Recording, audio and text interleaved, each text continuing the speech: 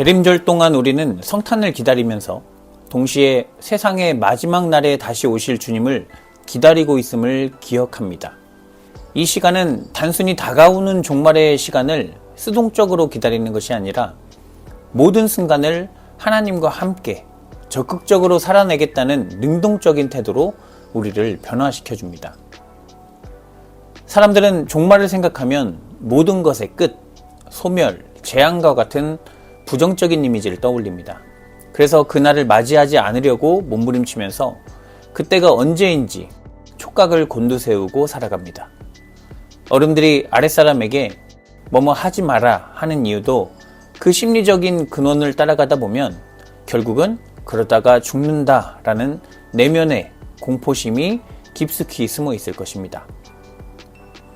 오늘 본문에서 예수님은 종말의 때를 말씀하시면서 노아의 때를 예로 듭니다.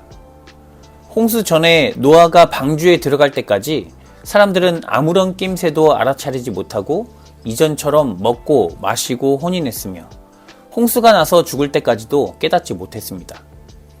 이처럼 종말의 때에도 그럴 것입니다. 40절, 41절.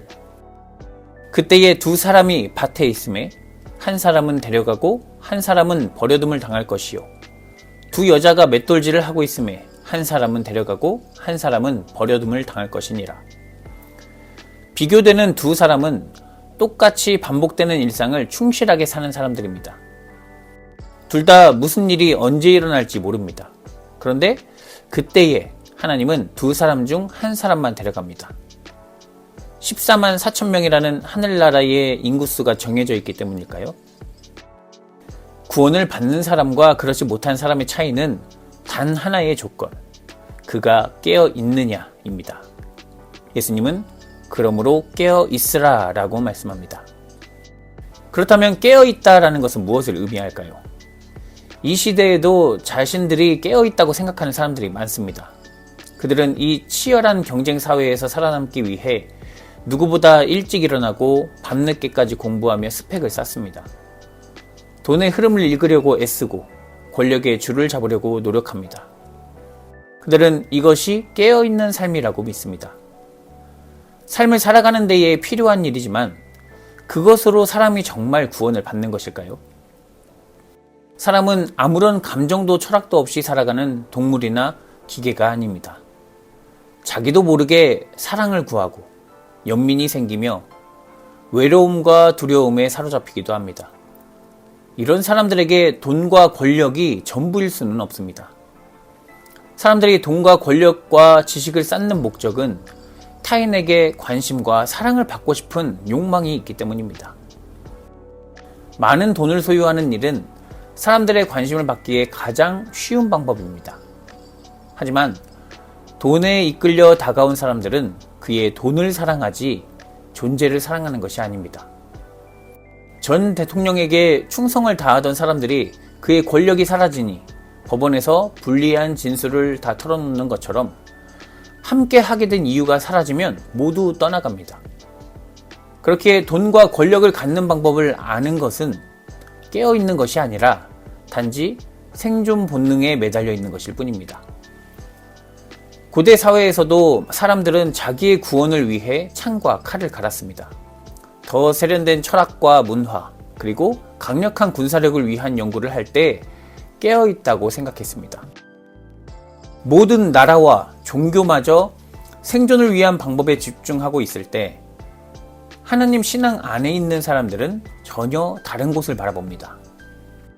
이사야는 구원이 유능한 왕이나 군사력, 세련된 철학과 종교에서 오는 것이 아니라 창조주 하나님에게서 온다고 믿었습니다. 그가 열방 사이에 판단하시며 많은 백성을 판결하시리니 무리가 그들의 칼을 쳐서 보습을 만들고 그들의 창을 쳐서 낫을 만들 것이며 이 나라와 저 나라가 다시는 칼을 들고 서로 치지 아니하며 다시는 전쟁을 연습하지 아니하리라. 이스라엘에서 하나님을 참되게 아는 자들은 칼과 창의 힘이 아니라 하나님 말씀의 힘을 믿었습니다. 그의 말씀에는 죽이는 도구를 개발하는 지식이 아닌 고아와 과부를 살리는 지혜가 들어있습니다. 죽이는 도구를 살리는 농기구로 바꾸는 것. 그것이 하나님의 길임을 예언자들은 끊임없이 외쳤습니다. 하지만 안타깝게도 이스라엘 백성들조차 이 말씀을 온전히 깨닫지 못했습니다. 그들은 율법을 또 다른 형태의 칼과 창으로 여겼습니다. 율법을 완벽하게 지키면 하나님이 그 보상으로 강력한 힘을 갖게 해줄 것이라고 생각했습니다. 이러한 오해가 가장 깊었던 때 예수님이 오셨습니다.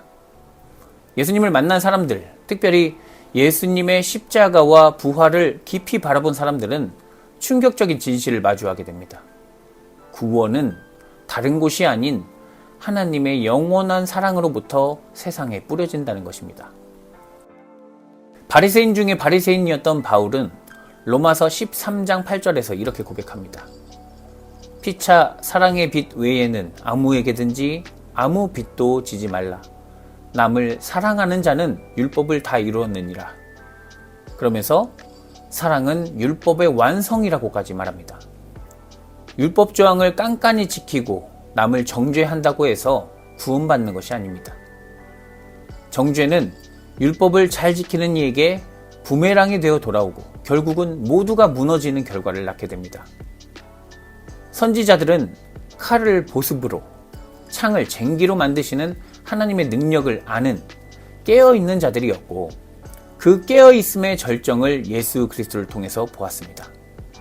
그래서 예수 그리스도를 아는 사람들은 율법의 모든 요구를 정죄하는 도구가 아니라 사랑하는 방법으로 읽습니다. 이것을 아는 사람이 예수님이 말씀하신 깨어있는 자입니다. 예수님은 아무것도 없는 사람들에게 오셔서 사랑받을 자격이 충분하고 그 사랑을 이미 받고 있음을 깨닫게 해주셨습니다.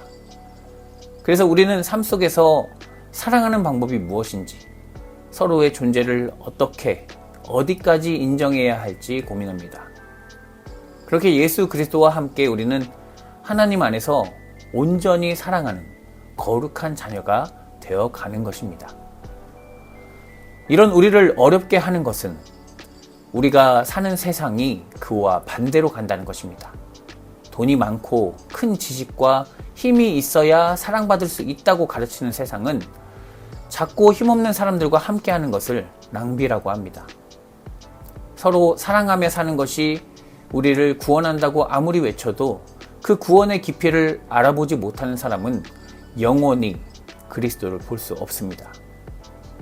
그러나 사랑하는 성도 여러분, 그들이 우리를 알아주지 못한다고 할지라도 실망하지 마십시오. 반드시 오게 될 하나님의 때가 되면 밭일을 하던 두 사람 중 하나를 데려가듯이 우리는 그리스도와 함께 하나님 품에 안기게 될 것입니다. 그러므로 항상 깨어 있어서 삶의 모든 공간, 모든 만남 속에서 칼을 보습으로 만들고 창을 낫으로 만드는 사랑의 관계를 이루어 나가는 주의 거룩한 자녀가 되기를 주님의 이름으로 축원합니다. 생명의 하나님, 세상은 힘과 소유로 구원을 얻는다 하지만 우리는 예수 그리스도의 사랑 안에서 참된 평화를 봅니다.